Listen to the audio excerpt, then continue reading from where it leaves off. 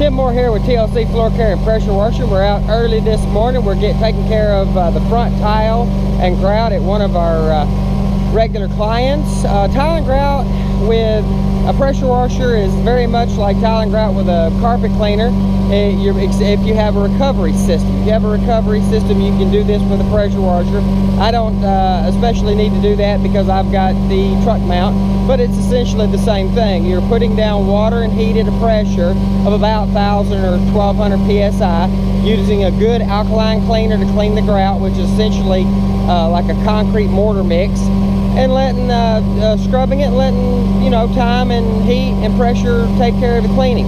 We'll walk in. This is really dirty. This particular service gets done about once a quarter, so I'm going to take a couple of videos showing you how dirty it is, where we haven't sprayed, where we have sprayed, and we're actually cleaning. Join me.